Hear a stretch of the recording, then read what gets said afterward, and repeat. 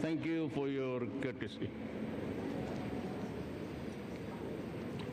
APEC CEO Summit Chair Dr. Wo Tien Look, our friends in the international business community, other distinguished guests, ladies and gentlemen. I am pleased to attend this forum on the invitation of Dr. Wo Tien Look, Chair of the 27 APEC CEO Summit and Chair and President of Vietnam Chamber of Commerce and Industry. I also wish to congratulate Vietnam on its successful chairmanship of APEC.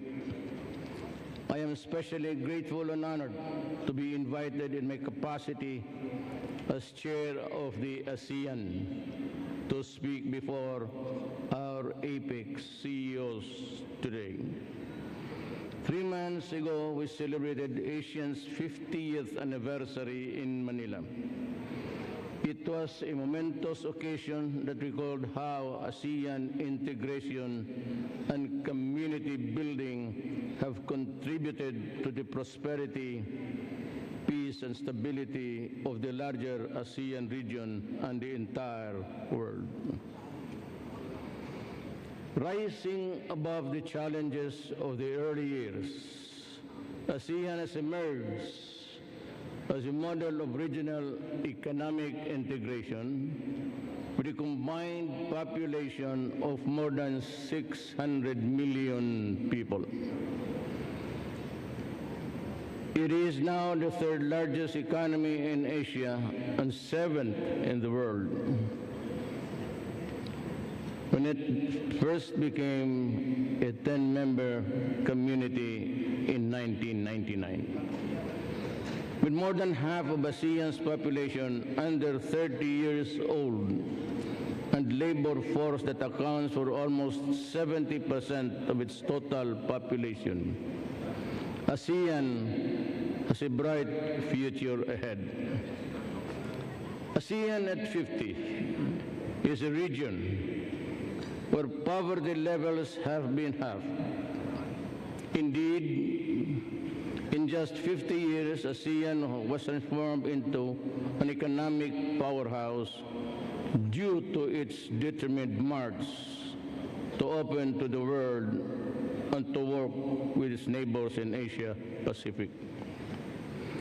ASEAN and its 6 FTA partners are now currently working on the Regional Comprehensive Economic Partnership, or RCEP, to deepen integration in the larger Asia-Pacific region. 7 of the 10 ASEAN economies are involved in APEC story and continue to tend to the collective interest of fellow ASEAN 10 members, Cambodia, Laos, and Myanmar. Tomorrow, with Vietnam as chair of APEC, the Philippines as chair of ASEAN, we will hold our first ever APEC-ASEAN informal dialogue, which we hope would reinforce a thriving trans-Pacific exchange. The concept of ASEAN-Pacific trade is not new. Close to 500 centuries ago, the Manila-Acapulco galleon trade flourished for 250 years. The Trans-Pacific Exchange foreshadowed our modern-day APEC. 28 years after its founding, APEC has remained a driving force and the engine of world economic growth. The individual and collective efforts of APEC members have seen their total GDP rise to account for 59% of the world's nominal GDP. APEC must continue to advocate for a stronger and deeper regional economic integration by facilitating the liberalization of trade and investment. In 2015, we reiterated our belief that the free trade area of Asia and the Pacific, or the FTAAP, should be pursued as a comprehensive free trade agreement built on ongoing regional undertakings. Diversity will always pull us in separate directions.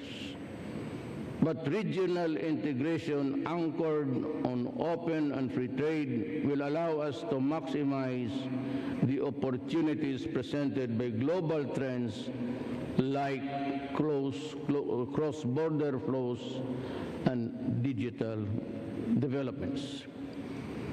E-commerce platforms such as the Pacific Marketplace will not only help realize the potential of bigger markets, but will also promote inclusive growth by drawing MSMEs into the digital economy and allowing them to expand. As the fulcrum of several integrated mechanisms as ASEAN and Pacific Alliance, APEC can be instrumental in promoting more inter- and intra-regional trade, investments, and people-to-people connectivity between other economic blocs. Following the Philippines' chairmanship of ASEAN this year, we are now eager to host the 51st ASEAN Development Bank annual meeting in May 2018, which we hope will allow us to enhance economic linkages between APEC, ASEAN, and beyond. The backbone of integration is stable and robust connectivity, just as the galleons were on the 16th century trans-Pacific trade. Since ASEAN and APEC are regions of vast physical divide, a stable, interconnected, and integrated infrastructure is necessarily the backbone of our progress.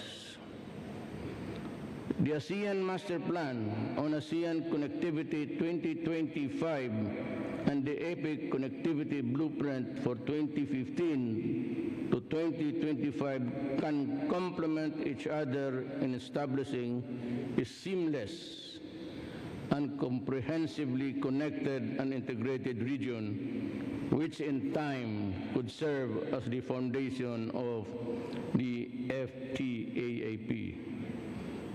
In my country, of more than 700,000 islands, my administration hopes to usher in the golden age of infrastructure by increasing infrastructure spending to 7% of our GDP. During the 30th ASEAN Summit in April 2017, we launched the first Asian roll-on, roll-off linkage route that would connect Davao in the Philippines to Bitung in Indonesia.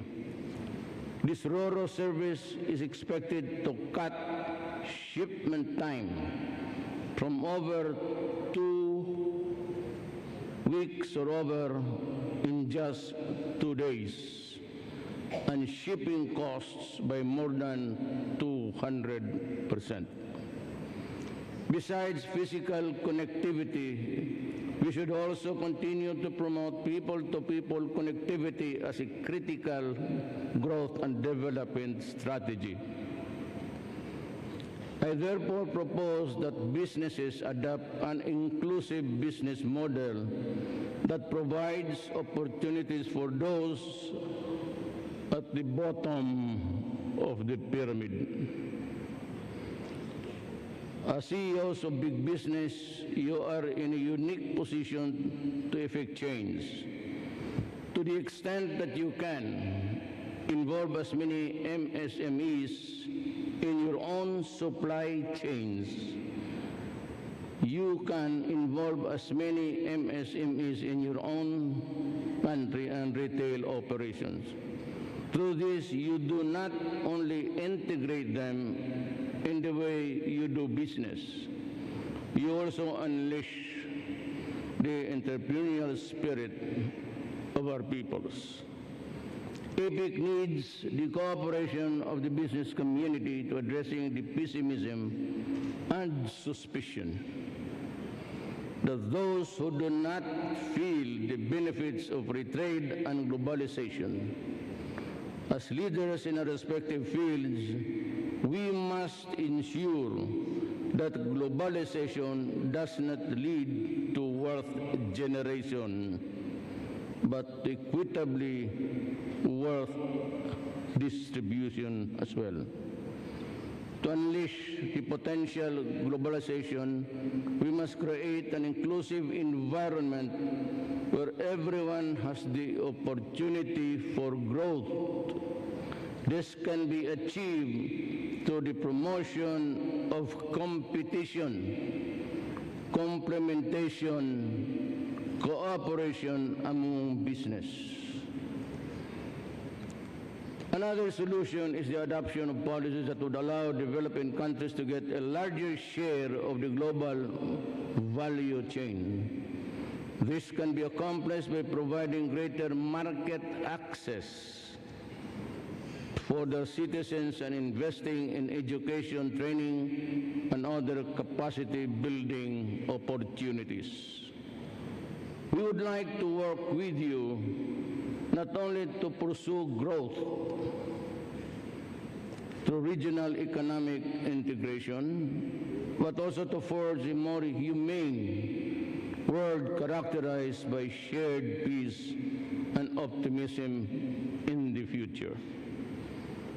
At this juncture, let us talk about a post-2020 vision for APEC to ensure that it remains relevant and attuned to the economic changing landscape.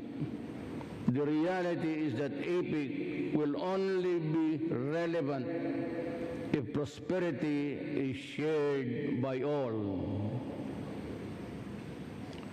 Exclusivity or inclusivity requires that more developing economies provide greater market access to less developed ones.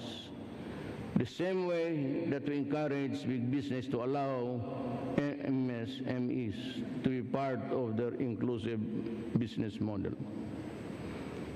The essence of true cooperation is that all partners and everyone contributes.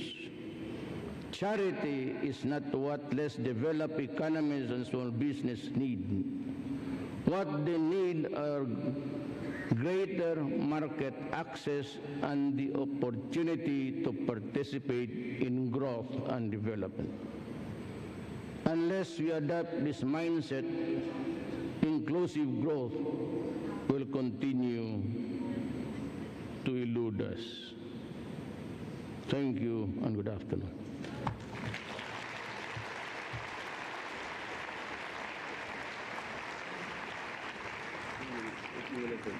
Yes. Thank you, Mr. President, for sharing your insights and perspectives on ASEAN and APEC. With the President's permission, we are going to take one or two questions from the audience, and I would request that your question be brief and related to the President's keynote address. Please.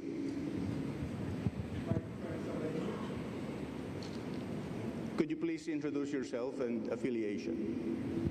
Anthony Nightingale from APEC, Hong Kong. Thank you very much, Mr. President, for your insights into ASEAN and your strong advocacy of free trade and inclusive growth, sentiments we all share.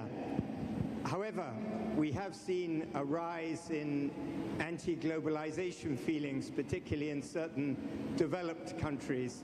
How, Mr. President, do you think APEC should be reacting to that? Thank you. Can you get the whole picture of Could you repeat the question, the anti-globalization part, please? Yes, of course. I was trying to say, Mr. President, that we have seen in certain markets, particularly some developed countries, an anti-globalization, anti-free trade feeling develop. And I was asking, how do you feel APEC should be reacting to this? Because not everybody is being given an equal break. So some people are being left behind. So that this is the root of the move Yes. on anti-globalization. Sorry, I just had some pocketeers left inside. Globalization, to a certain extent, has really damaged poor economies. Globalization by itself is the deprivation of some, and those that we call left behind. There has to be some remedial measures. It includes one, democratic movement. Second is that the capital would go to larger population where there's a lot of talent. And some of the bright boys in one country are really exploited to go to another country, thereby expanding their base of knowledge, digital and otherwise. It is therefore, it behooves upon us really to help the other develop their own capacity building. Unless it is done, that you have to educate also the others who are left behind and teach them the digital age, the advantages of it, they will remain where they are. And the richer would become richer, and the poorer would become poorer unless things are changed for those who are left behind. The greatest example to me, I think, in a simple term, was what happened to the United States and China.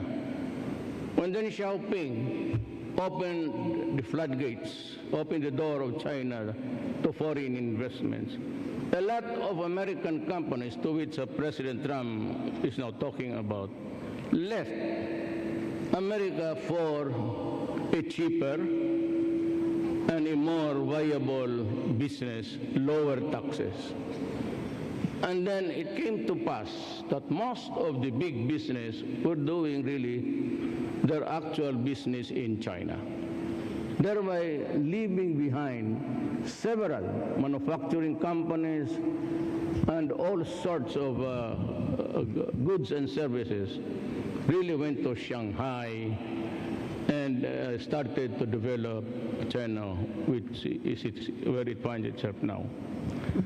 America was the first victim of globalization. And that is why Trump is trying to rule them back and say America first. And if you take a look at it, actually, this is what happened. The best of our young minds,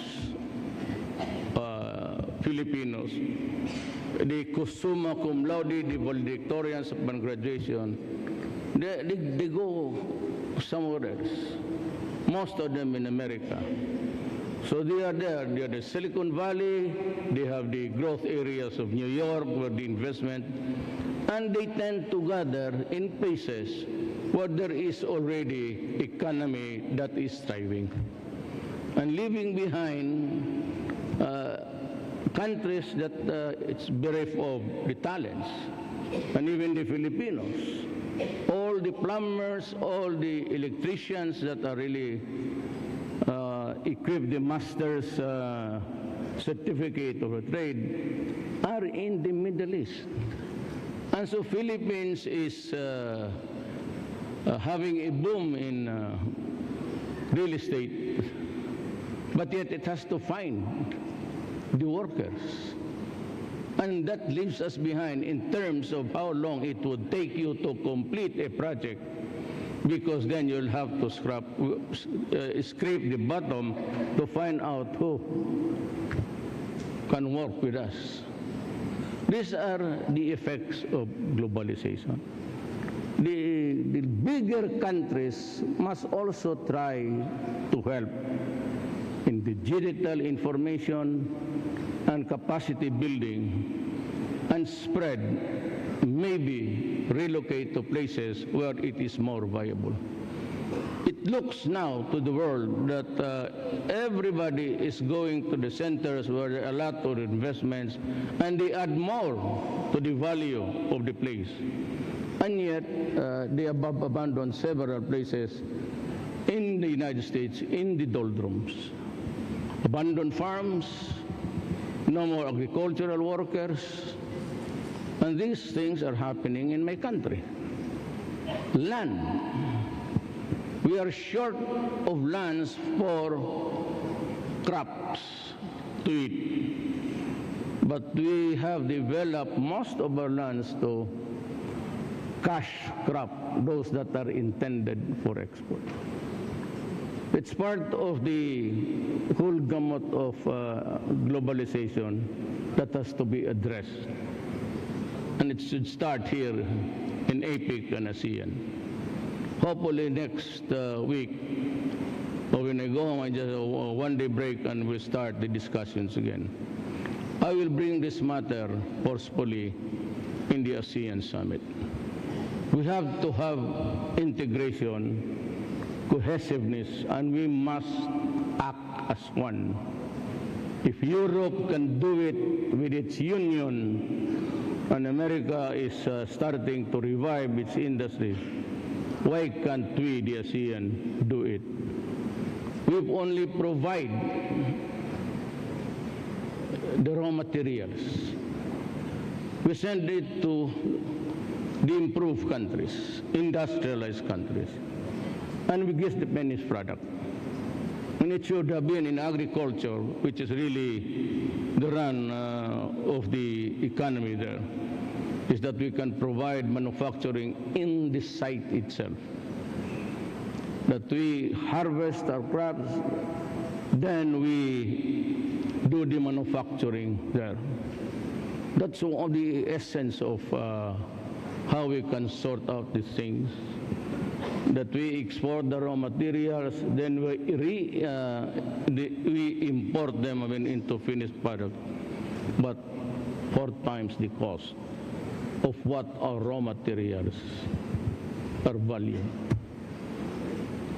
That is globalization. Thank you very much, Mr. President. Can we have a second question, please? I don't see any hands. Mr. President, thank you very much for your time and giving us some enlightening words on globalization. Thank you. Ladies and gentlemen, it was a great privilege.